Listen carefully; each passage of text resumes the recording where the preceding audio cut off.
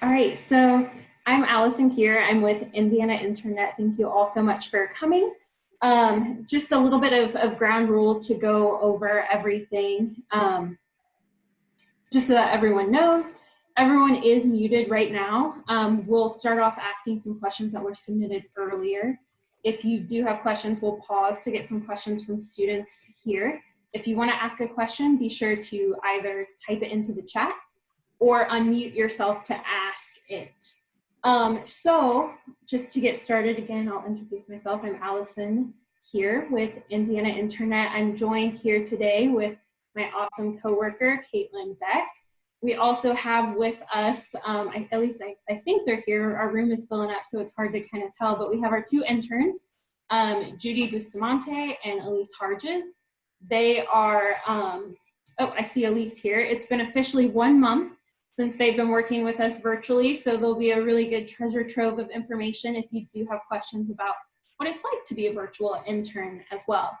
And I also solicited the help of some professionals to provide a really good perspective from an educator point of view and an employer point of view.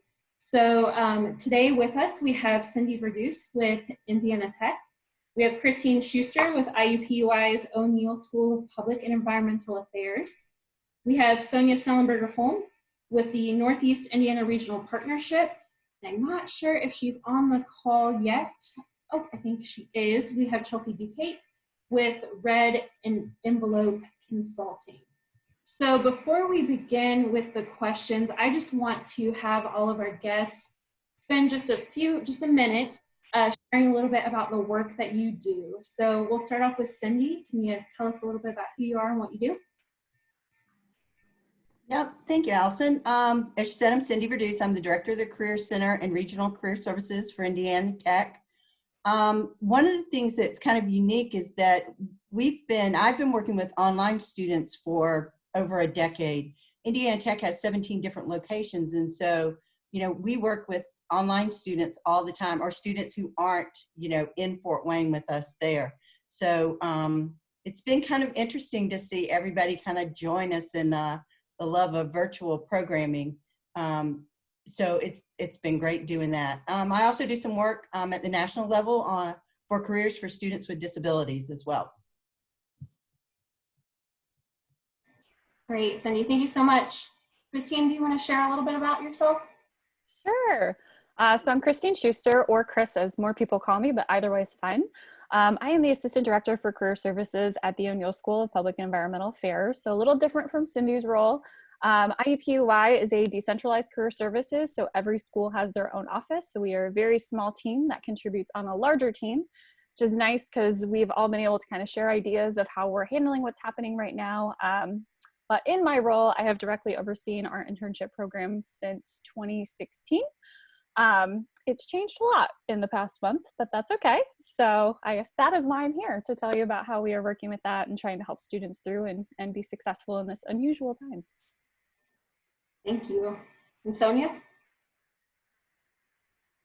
Hi, I'm Sonia Snellenberger-Holm, and I work for, it's called Northeast Indiana Regional Partnership, which is an economic development nonprofit organization. So different from Cindy and Christine, I don't work at a university, but I do work specifically with employers in our region to ensure that they have high quality work-based learning experiences. We primarily focus on internships for traditional college-age students, but our work branches out in many different ways. So I'm primarily working with the actual employer, very rarely the student. So I may have that employer perspective today. Great. And Chelsea, wait, don't let Sonia fool you. She does work with students. She runs a great summer professional development program for interns. Yes. Chelsea, what about you? Hi there, Chelsea Duquette. Firstly, I need to say I do own books. even though you see the bookshelves, we just moved and I haven't put the books away yet. So I like to say that because everybody is like, do you not read? Why do you have bookshelves? No books. No, but I'm Chelsea and I'm with Red Envelope. We are a small HR consulting firm and we've partnered with Indiana INTERNnet for several years. And before we were a part of a corporate partner, I was actually running university programs on the corporate side. So I had a relationship on the other side as well with Indiana INTERNnet. So throughout the years, we've coached lots of students. At Butler University, I'm also an adjunct at University of Indianapolis. So we're in the field a lot, and we partner a lot with Indiana INTERNnet. So would love to answer any questions you have kind of about the current climate and future career projections, anything related to that. Awesome. Well, thank you all so much. So we did ask students to submit questions before this meetup. So we're going to answer those first, and then after that we'll pause and get some questions from you all. So one of the first questions, and I feel like this is on just everyone's mind in general, this was submitted by Nicole S. from Purdue Fort Wayne. She wanted to know, are there still summer internships? And this is for any of you to answer. Well, I can say I talked to an employer this morning, I mentioned earlier, and she definitely still has summer internships. They are virtual internships, but I think there are folks who have embraced the virtual aspect of it. And, people still need talent, or they will need talent when we come out the other side of this. So I encourage students to keep looking. You may have to think a little differently and think outside the box, but there are definitely folks still looking. And I have seniors who are still being hired. I have a few who, one in particular I can think of, every single interview he had was virtual, even his interview with the company president. So there are people who are still hiring. They're just having to think about it differently. I think I've also heard, I've also heard of a few employers who are saying maybe we are not offering as many internships as we once were, but please tell students to still connect with me because I may know another organization who is hiring interns. So, they may have had to make changes on their own end, but they are more than willing to help connect you to other employers who may still be offering internships. So I think even if there was a place you were sort of looking for an internship and it's not available anymore, reaching out can still be a huge benefit for you.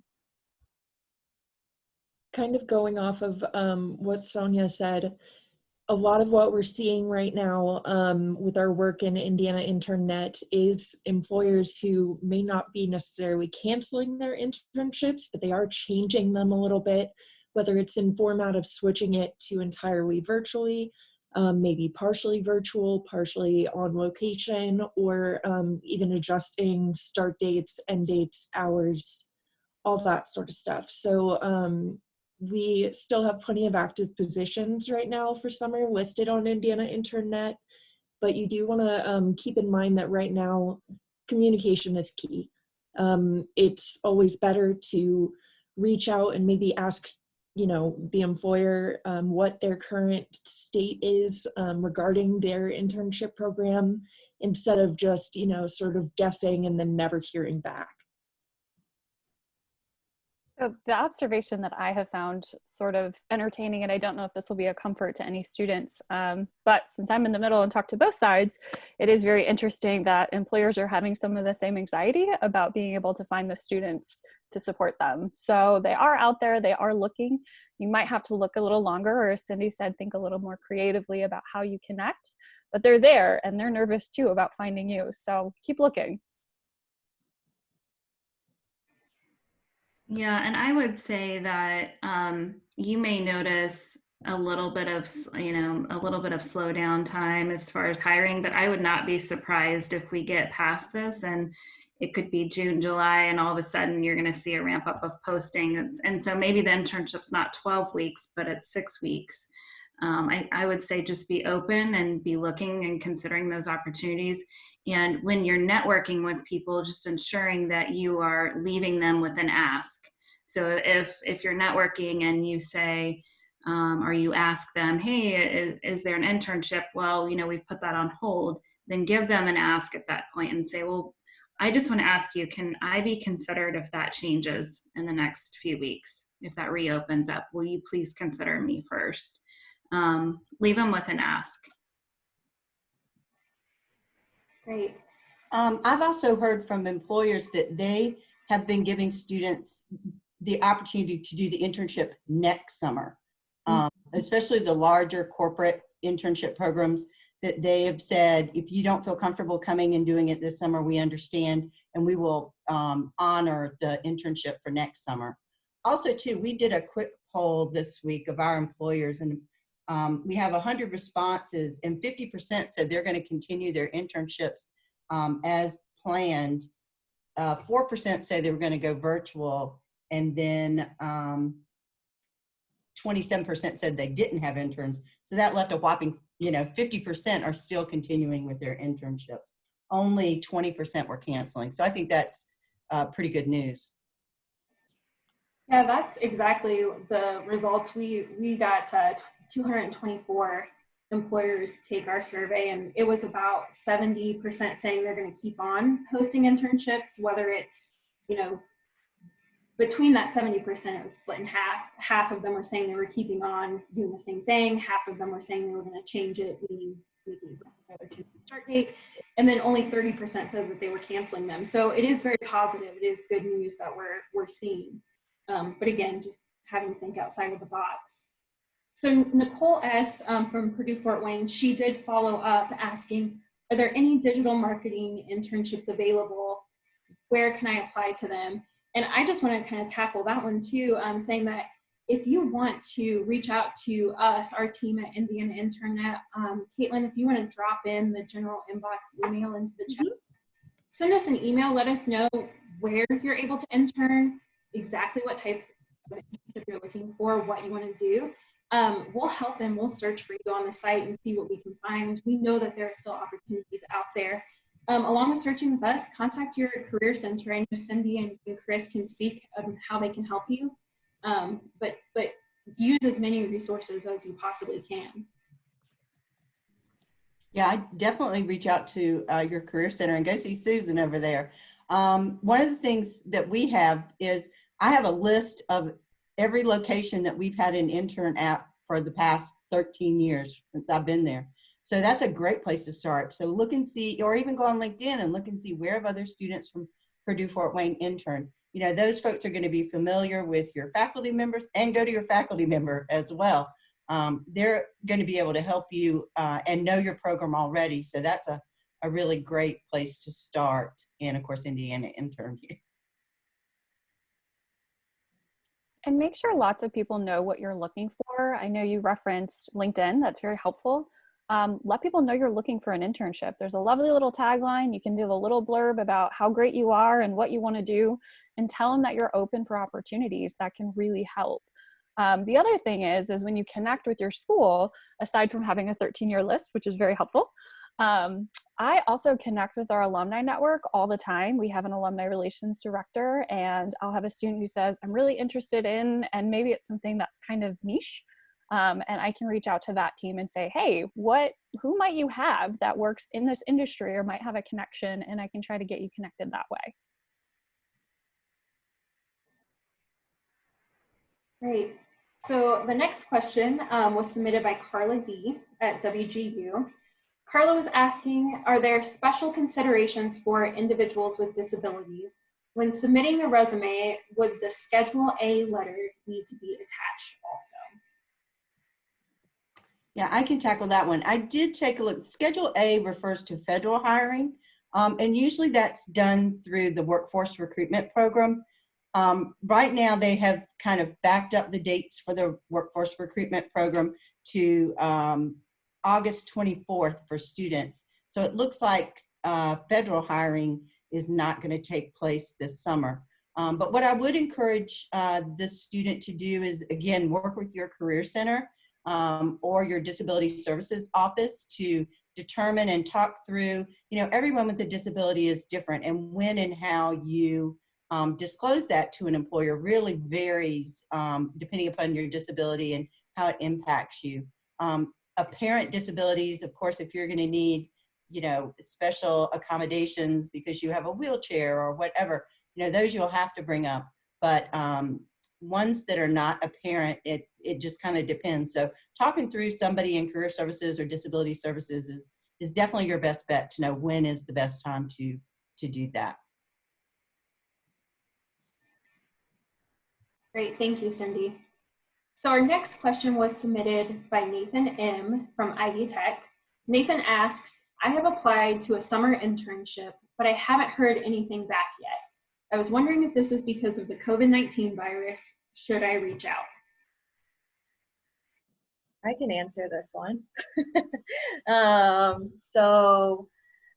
Like I said, I work with a lot of employers, and so I've been communicating frequently with several different employers here in Northeast Indiana. And one of the questions I asked them just a couple weeks ago was, have you communicated with any of your interns that you've either extended an offer to, or you're right there at that point of extending the offer? And many of them had actually said, no, not yet. The world is changing week to week, and we're not entirely sure what that looks like. And so that was a few weeks ago. Everyone's kind of getting their bearings now, and I do feel like most of our employers have reached out to those that they've extended offers to and said, hey, this offer is still here, but there may be changes, whether that's we're going to push back the start date 1 week, or your orientation is going to be online, or we need to get you set up as a virtual intern now. We'll figure this out. I have had a few organizations who have not connected yet with their interns. And so I'm always pushing them to connect with the interns, because I think communication is kind of key right now. But I'd say if you have any worries about it, go back and connect with them, because there's the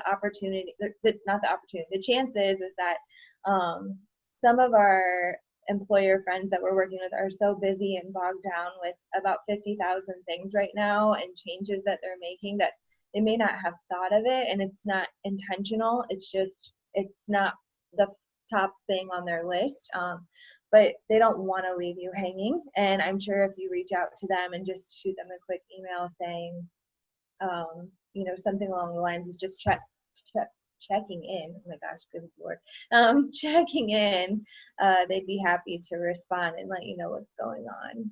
Also, I will say that Allison and the Indiana intern team pushed me towards the Instagram account Intern Queen, and she has had some really great resources on her Instagram account and blog about how to send that email. She has a template on what that email looks like, and so that's a really great resource for you as potential interns, or even all of us who are not interns anymore can really use that resource.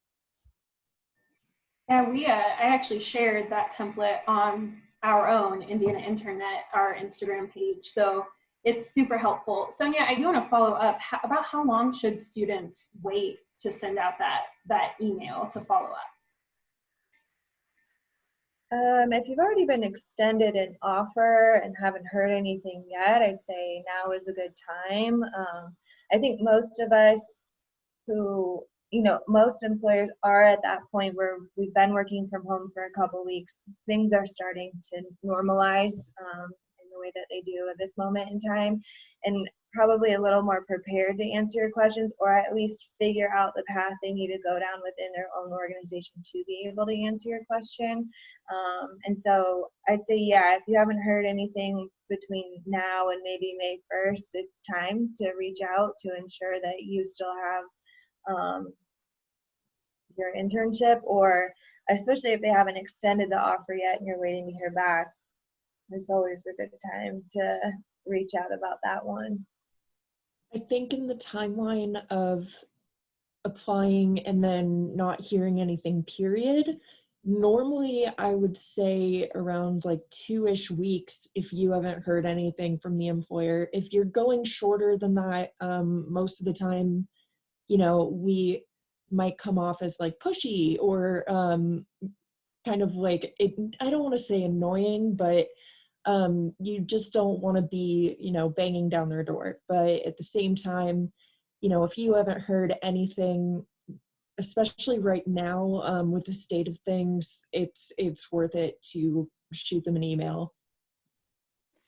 I would also encourage just pay attention to when the closing date is, because if it hasn't closed yet, they might not reach out anyway. They might be waiting for that date. after the closing date, by all means, follow up. And just from my personal perspective, I completely thought I was going to have lots of time to do special projects and get all kinds of things done that have been on the back burner. So much busier right now. It's insane. So a professional follow-up is absolutely appreciated. I spent a whole day sending a lot of, I'm really, really sorry. This is like 3 weeks late, but here I am. So please do feel free to follow up. They're not trying to ignore you. They really aren't. Yeah, I always say there's a fine line between stalking and following up, and so you do have to be careful of that. But recently, NACE did a town hall where they had a panel of recruiters, mostly, like I said, national corporate companies, but they all said that they looked on it favorably when students reached out to them to follow. It showed initiative, that it really was a positive thing. Sorry, Chelsea, you were going to say something. Oh, no, I was just going to say that, I think it's important that, you drive the process a little bit right now, a little bit more so, and that your onboarding experience as an intern or a new hire, it may look different than it would have last year, but to just give your employer some grace because they're trying to figure it out too. So absolutely step up to the plate, check in, give them a few days before you check back in. But yes, I think overall leaders, hiring managers, they very much appreciate that follow-up and that drive. And I think this is sort of an awesome time for the generation looking for an internship. You don't have to call them. Email works because chances are some people's phone calls from their office may be forwarding to their personal phone, or they may be able to listen to it through their voicemail, but chances are that's a little bit of a clunky process. So I would go ahead and say that email really is the best way to get in touch with someone right now. So you don't even have to worry about a phone call, which no one likes to do anymore. So yes, I second that for sure. So moving on, our next question that we asked is from Kamar S. from Indiana Digital Learning School. Kamar asks, are virtual internships being offered, and what kinds of virtual internships can a student find?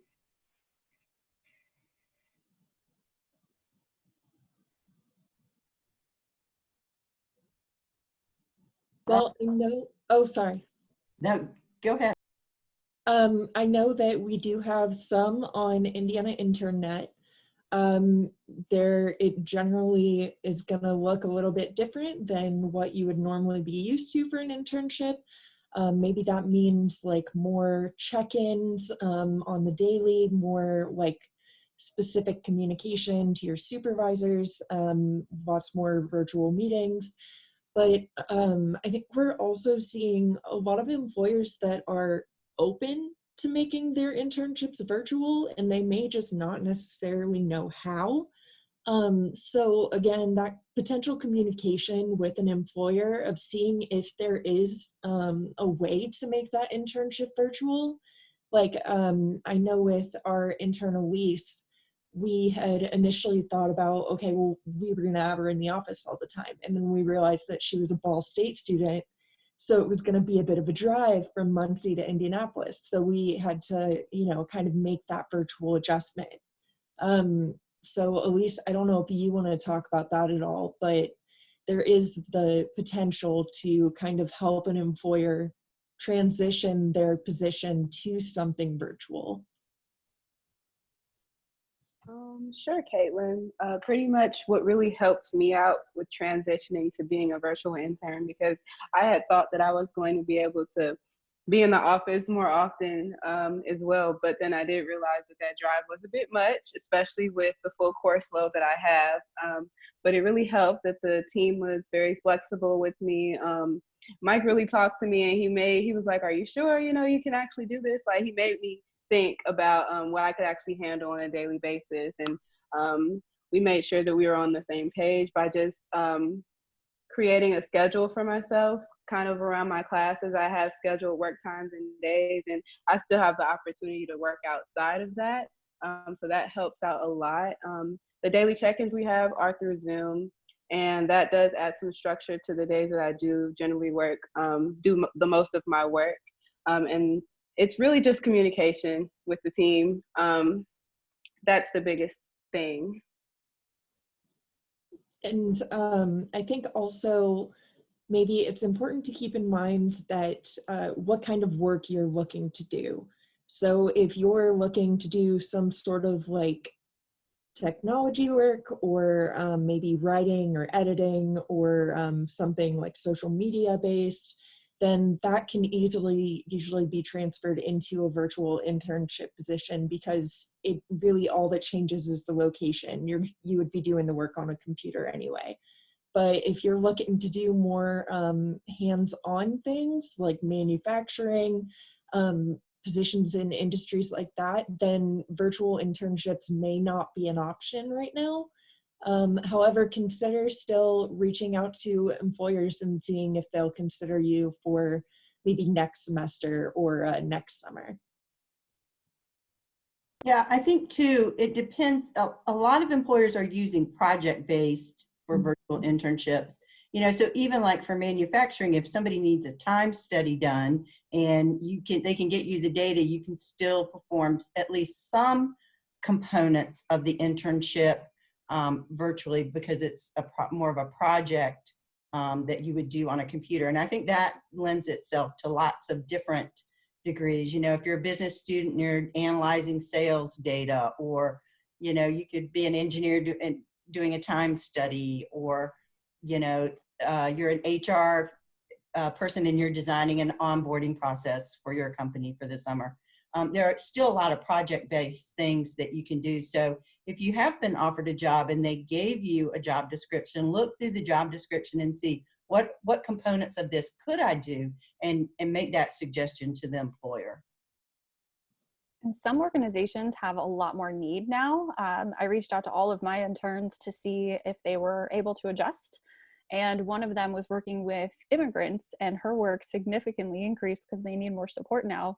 Hadn't even occurred to me, but she is working more now than she was before all this started. So certain places are going to need way more help than they did before. I'm working more than I did. I'd say too, if you reach out to someone about an internship that maybe was an in-person internship that is now switched to virtual, don't be offended if they were going to have a 40-hour full-time intern and now they're kind of knocking it down to a 30-hour virtual internship. It's not you. As probably most of you know, as students, right, the transition to virtual it's a lot in some ways. You're staring at your computer for several hours a day. And so it's not that they don't want you to work full time or that there's not enough work to do a full-time internship. It's that sitting at your computer 8 to 9 hours a day when you're at home is potentially a little unrealistic. And so it's also unrealistic for the manager on the other end of the spectrum to say that they'd be able to manage you that much time. You have to remember, you know, that there are a lot of people at home right now with their kids. They're trying to finish out e-learning. They may be trying to keep their kids super entertained this summer.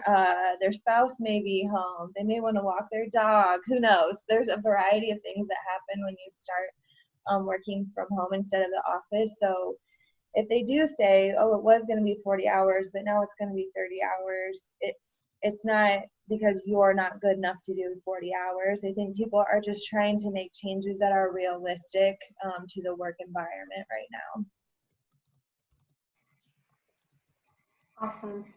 Well, another thing that Kamar asked, and this is something that I want to turn to Judy and Elise first to see what they have to say. What kind of job skills should students have to be successful in a virtual internship? So Judy and Elise, what are some of the things that you have realized you've kind of had to develop, and what skills have helped you succeed as a virtual intern? I've been out of school since probably a year now, and I wasn't able to get the kind of job that I wanted, so I decided to continue to intern after I was done with school. That was just something that I was advised by people in the field at school at UPY. Other public relations professors always said, don't be afraid to intern after you graduate. So I did. And something that I learned in the process from interning professionally, I guess, that I learned helped me was just kind of keeping track of my daily activities, writing it down, keeping my own schedule. That was something I was already doing. So working from home, just kind of learning how to have more of a self-discipline, and really pushing through the feelings of, man, I don't know, like, you still got to hold yourself accountable, especially since there's not somebody you're reporting to in face-to-face. So I think that has been the challenge that I've had to overcome. But just staying on track, like Sonia was saying, not every day is going to be a productive 8-hour day. That's just the reality of it.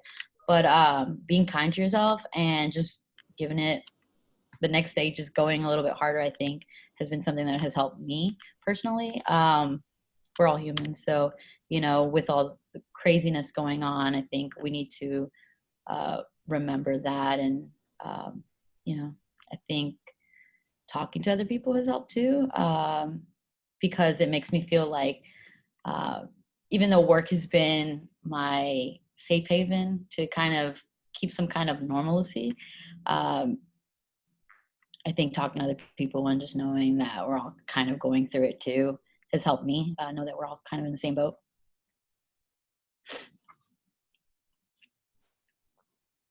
Some things that I think have helped me in the transition specifically, waking up, just acting like, because I'm still coming into the Little Red Door. I also intern here, as well as at the Indiana INTERNnet, and just actually coming in every day, getting up early. Even if I don't come in here as early as I want to, still having a productive morning, maybe knocking out a workout, making myself a full breakfast.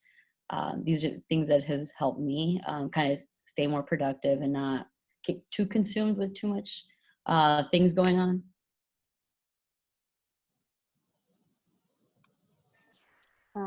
For me, I would say that I agree with Judy in a lot of ways. I don't have an office to go to. I'm stuck on campus at Ball State in my apartment. So the best I can do here is just wake up in the morning, take my shower, and make a move to my living room. Because if I stay at my desk in my bedroom, I won't be as productive. I'm going to be thinking about sleeping. So I make that move to my living room, and I have my workspace set up. Luckily, I'm not alone here. I do have a roommate who's also still doing school. So she comes out here and we work together. That's really been the best that I can do while I'm quarantining right now. As well with, like I said, the communication, bouncing things off Allison and the rest of the team when I do have ideas and things that I want to get done. Yeah, communication has been a big one for the team, I think. Just constantly, if there's something coming up, putting it out there as quickly as possible so we can kind of come up with the plan B. I think another thing that has also helped me is if I feel stuck, just walk away for a half an hour, go outside, get some fresh air. I've been doing a lot of walking here too. I come to the office because there's not many people coming here. Upstairs is just office space, so nobody comes in. Everybody's working from home. I have a really small, like 400 square foot apartment that I need to get out of here every day, or else I'd be going a little crazy. So I do thankfully have this opportunity here. So I think that's just been something that's helped me. And one last thing I wanted to say that also helps is the fact that we started this thing where we do a question of the day. So there's some kind of normalcy to our day, and we're not just being robots talking about work all the time. And that's another thing that I really like that the team has incorporated recently. We love our question of the day. Today's was, what was your biggest fashion faux pas that you have made? So it's just really fun. It's a way to not be all work all the time. So the next pre-submitted question that we have, this is from Bonnie S. from Ivy Tech. Bonnie asks, I've been working for a company, but they currently do not offer internships. Can I ask the company if I could intern for them? Yes. Yes, yes, yes. Especially if, if you're an employee and they see that you're going to school and you're working in a certain area. Now, there may be some, you have to work out how that works, with getting your work done and doing the internship. But I've had numerous students who've done that. Everything from, helping with hiring at a fast food restaurant, they helped hire because they were HR major. I mean, there are all sorts of things you can do. I always tell people, it doesn't matter how much you got paid to do. I just need to know what you've done and what skills you have. And so any way that you can do that, where you work or volunteer, at an organization to do, depending upon your skill set you need to develop. But yes, absolutely ask. I mean, all they can say is no. I'm sure Christine has something to say. I mean, to start, just yes, yes, yes to everything Cindy just said. I make this suggestion often because you're going to know your organization well, and most organizations have some sort of project or something that they've wanted to do that's just on the back burner. They just don't have the time or the resources or whatever. So especially if there's something that you can think of and you can say, hey, boss, this is something I want to take off your plate and produce for you. Would you be willing to supervise me as an internship? I would be surprised if they would say no. Maybe they do. But I've had a lot of students who have gone that route when they're particularly in a pinch. And often that's, your non-traditional student. I have a lot of those who will go that direction because they don't have the extra time to give elsewhere. But certainly at this time, I think it's a great thing to ask. And they're probably dealing with all kinds of new problems they've never faced. And you might have something really helpful to offer them. Well, you do. You do have something helpful. Yeah, and I think, if we go back to the way we were with such a tight hiring market, that is one of the things that employers are looking to do is upskill current talent. So knowing that you're going back to school, you're working on, that internship experience is going to be important to help move you into a future role. They may see that as a way to help train you for a path they may want you to have with the company anyway.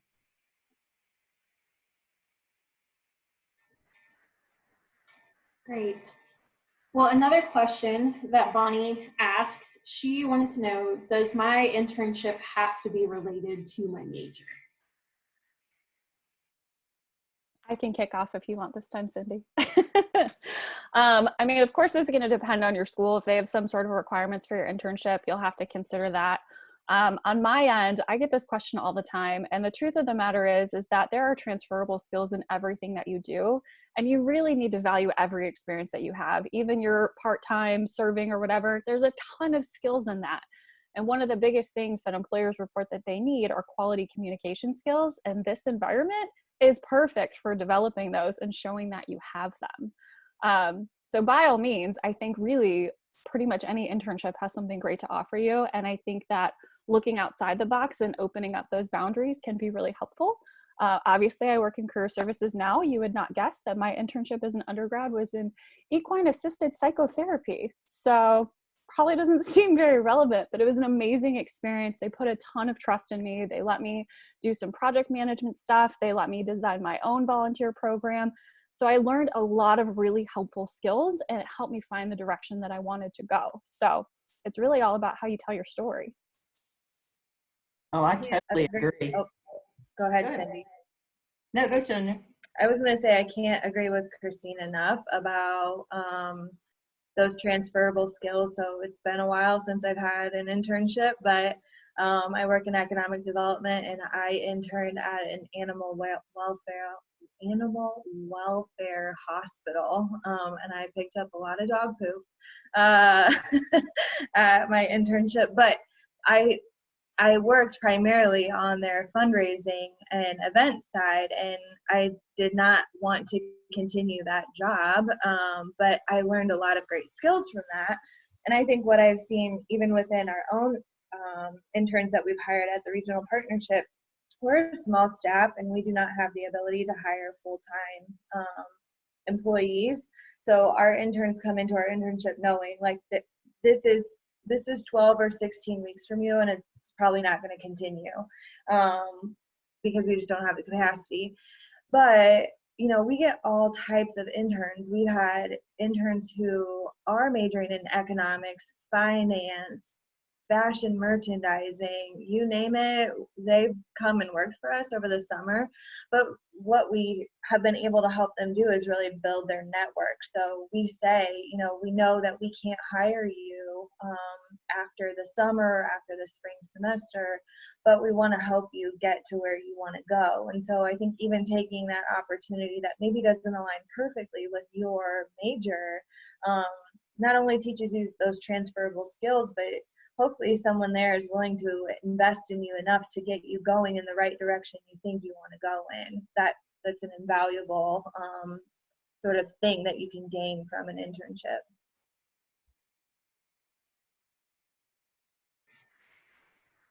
Great. So that concludes some of the pre-submitted questions that we received, and we got a couple questions in the chat.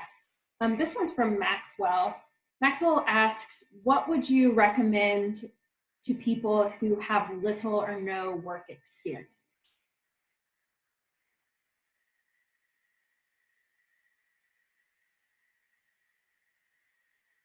Sorry, I was talking and I was on mute. So volunteering is a huge aspect. Almost any local nonprofit organization is probably looking for volunteers 24/7. So volunteering is a really great way to get those transferable skills that they were talking about earlier. Also, don't be afraid to, if you don't have necessarily a lot of experience, list your coursework, list projects that you've done, because chances are you probably have at least some courses that are matching in their work what kind of work you would be doing in that internship anyway. So don't be afraid to list, get creative. Don't just restrict it to whatever jobs you've worked before. And those dreaded group projects, we do them for a reason. You learn a lot in them because you have to work with others in a job. You have to be able to communicate. You have to be able to meet an objective. So group projects are a great thing to reference. Really projects in general. I'm a big fan of projects. Student organizations, you learn a ton in there. The fact that you're willing to give your time to something else really does matter. So maybe it's not the experience that you want to have putting on there, but at some point we all had no experience. So you're just at that point right now, and that's okay. So just think about the things that you do have and how you can really sell that to an employer. How can you tell them why your experience matters? Well, and when, sorry. I was going to say, I work with a variety of employers, and we always talk about, we're not hiring the VP of HR for this position. We know we're hiring an intern, and so the expectation is not that you have 15 years of experience in this role. Sometimes we look at a resume. One of my the interns that I worked so closely with, his only experience prior to working for me was that he cleaned ponds for a summer. That was his only work experience. So his resume wasn't super full, but I'm going to make some people's ears really happy right now. He worked with his career services department at his school to help with his resume, which I have to say he didn't have a lot of experience, but it looked really good and it looked professional, and he was ready to answer the questions, and he sold me on why he wanted to work at the regional partnership. And that in itself was important. I knew that he wasn't coming in with tons of skills for the professional workplace. I wasn't expecting that. As the internship manager, or those who help employers, it's my job to teach you those things. That's why we're having you come work with us for the summer. It's not just to get the projects done that I don't want to do. It's to teach you. And so, I'm sharing that with all of the employers that we're working with here in Northeast Indiana. But, don't think that just because you don't have a lot of experience means that you wouldn't get an interview or you might not get hired, because the hiring manager should know, to not have this expectation of 10 years of service in that particular field or even an aligned major. Well, and going back to those group projects that were mentioned earlier, and your classwork, most places when you apply for any position, even when you apply on Indiana INTERNnet, we give you the ability to attach additional files. Now, this is usually for when you're like attaching your resume and your cover letter, but you can also use that to attach work samples. If you have project work that you know is good work and you can show that off instead, that may be another way to get your foot in the door. Yeah, I really don't underestimate the power of a part-time job. You know, if you were, especially if you were promoted or, you know, you started training other new employees or things like that, you know, employers love knowing that you know how to show up on time, you know how to, get things done. So I think that's super important. And then too, don't forget about, even if you don't have a lot of experience, you still can create a LinkedIn account. You still can go to career services and make sure your resume looks good. You know, you still can have a professional photo or, on your LinkedIn. So there's still a lot of things you can do, but that part-time jobs, because like Sonia said, they know they're hiring an intern. They know you don't have any experience. That's why you do an internship, to get the experience. But definitely part-time job, please. Can I chime in on LinkedIn again for a sec? Yeah. Because while you are a student, you should absolutely make a LinkedIn. You will probably not have much to put on there yet, and that is okay. But it's a great way to keep track of everything that you've done. And the beautiful thing, I have an alum that I love working with, and she yells at students all the time for not using it and connecting. Because right now, if you request to connect with somebody that you don't know, and you can just say, hey, I'm really interested in your field, I'm studying blah, blah, blah. It's a lot less questionable. And if they reject you, she calls it the LinkedIn equivalent of stealing candy from a baby. Whereas if I ask, there's an employer who's like, well, what are you trying to pitch to me now? Like, what do you want from me? You're a student. People don't question you. They think you want to learn, and they generally want to help you because someone helped us at one point. So they're going to try to pay it forward. So get LinkedIn, use it.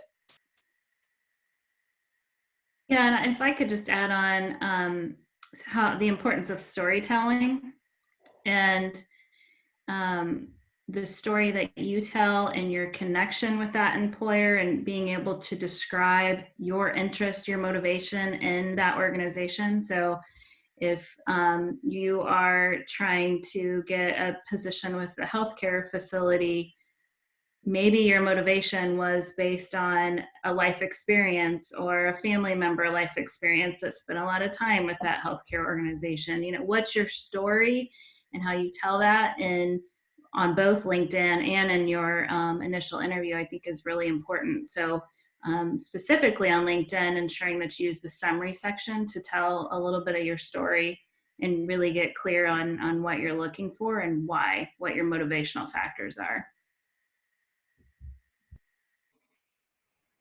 Great advice.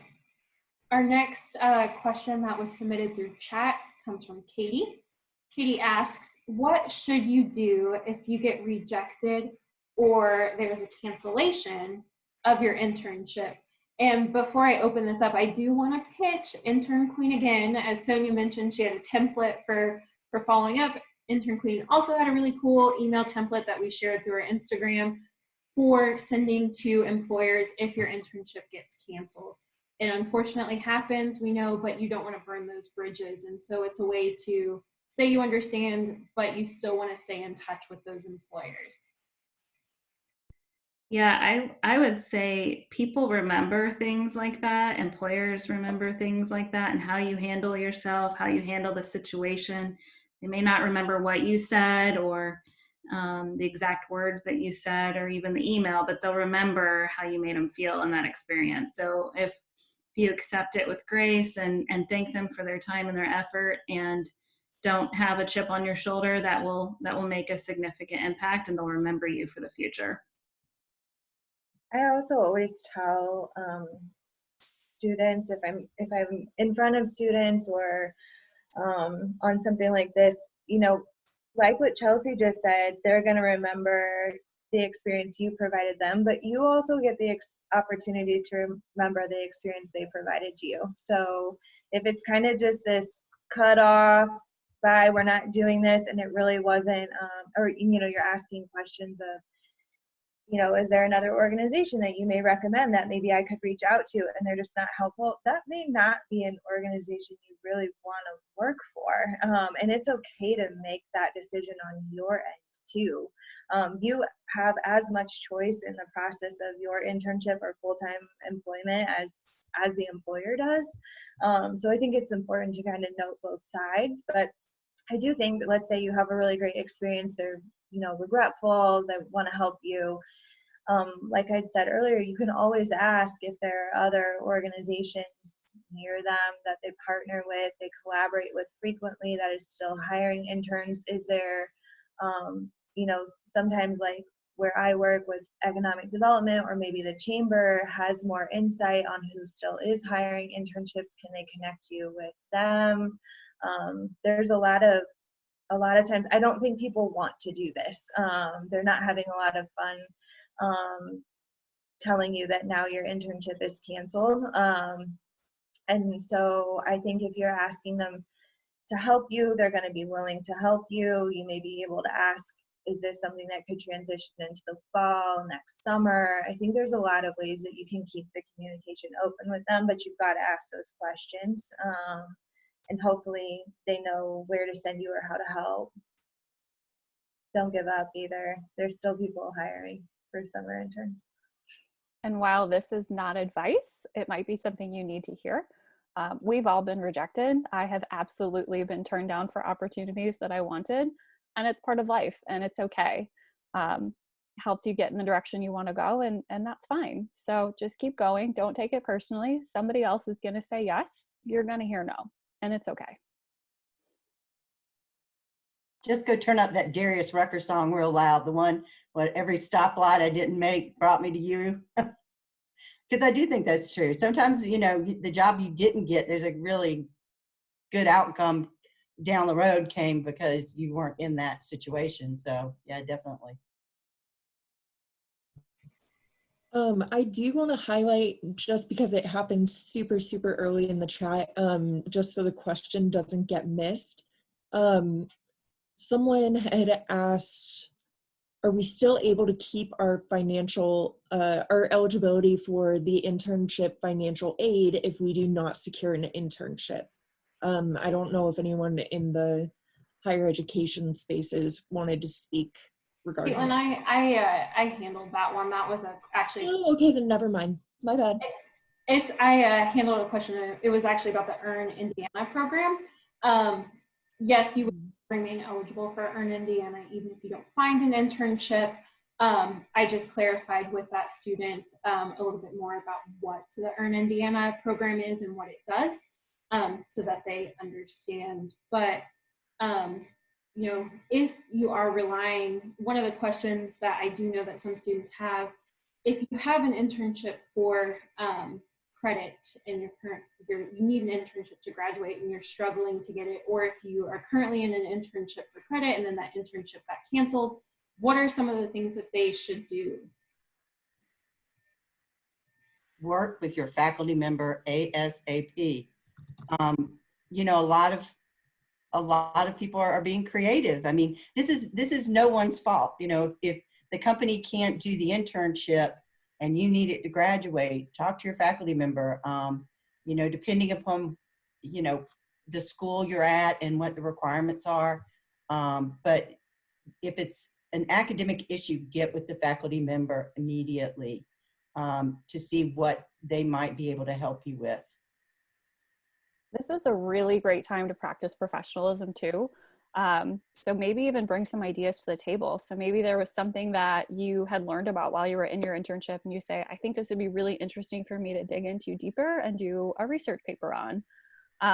For my faculty, I provided a list of options for career development perspective that students could do in place of hours. So things like informational interviews, mock interviews, developing a LinkedIn page, because I really believe in that. But a variety of different things that would still benefit them as a professional, but is still having them do something to continue doing that development. So lots of things, but it could be a really good idea to say, I really think these would be great. They might say no, but he came with an idea and I respect that. All right, so this is probably going to be our last question. This was submitted through the chat by Adam. Adam kind of had a two-part question. How do you go about securing a second internship if you do not need school credit for that second internship? And then how should you tell that employer of that second internship without disqualifying yourself? I think most employers I work with don't require they're actually getting school credit. I think I can only think of one employer that actually requires it. Other than that, they're not terribly concerned usually, as long as you're showing up and doing the work. I believe in multiple internships. I think it's a great plan. Oh yeah, I tell students all the time, employers don't want to know if you did an internship. They want to know where you did your internships, plural. And especially in the summer, if you're, depending on how many hours you're working in your first internship, it very well may leave you plenty of time to work a second one. So I absolutely agree. And anymore, I don't have employers that require academic credit. I would say the vast majority of the interns at Indiana Tech do not do internships for academic credit. It's, they're either taking a double major or whatever. They don't need the coursework, but they still do internships at a high number.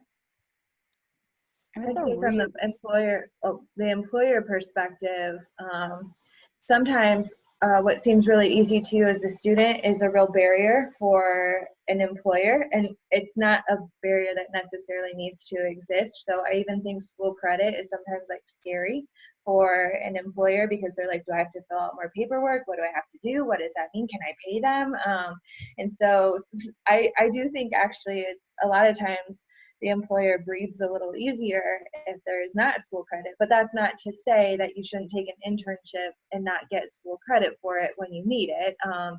It's just that sometimes the employer needs a little bit more hand holding to get that figured out when really it's not we all know it's not that complicated. So like what Cindy said, yeah, if you have one internship that leaves you with enough hours to work the second, or if you have a part-time job currently, but you also want to take an internship on, I think just working with your employer to set the boundaries of what your hours are so that there is some consistency across your jobs. So if you're always going to work Tuesday at internship 1 from 8 to 5, make that well known so that they don't schedule you or expect you on Tuesday between 8 and 5. From the student's perspective, that was something that I communicated from day one. Actually, even before I started, in the interview, I mentioned that I was going to be interning there and at another place. Luckily, I got both of the ones that I needed and wanted. Well, not needed because I'm already out of school, but needed for work experience. Don't be afraid to intern once you graduate. If you're already at the end, I know this year has been kind of weird. So maybe you were expecting to go straight into the workforce. Don't be afraid to intern once you graduate. That's a really, I think from my personal experience, something that has helped me just kind of transition into the adult working world a little bit better. Just not having to just only solely focusing on my internships. But again, that was something I mentioned from the jump. I'm going to be working here and there and just kind of equally dividing my time and efforts to both places, because both are such great nonprofit organizations that I wanted to do everything that I possibly could to help from my end. Yeah, and this goes back to that issue of interning where you're working. I've had interns even who, one kid was running the pony ride at the children's zoo, but then also asked if he could intern in the marketing department, and he was a business major. So sometimes even looking at, where you're doing your part-time summer job and asking if there's a way you can get some experience. maybe even just projects, not necessarily a full blown, but you know, you're already there, you're already on site, you know, and they can take advantage of, you know, getting some of those projects done. All right, well, it is 4 o'clock on the dot. Great session. I do want to thank Cindy, Chelsea, Chris, Sonia for being here, lending their wisdom. I want to say just a plug to the Career Centers. If you haven't been, go. They're doing great work virtually, and they're more than happy to see you. Connect with your school's Career Center. We're here for you at Indiana INTERNnet to help find summer internships. And we'll be sending out a recording of this in case maybe you missed any of the questions. We'll send it out to all of you. Thank you all so much. Thanks for coming. Thank you.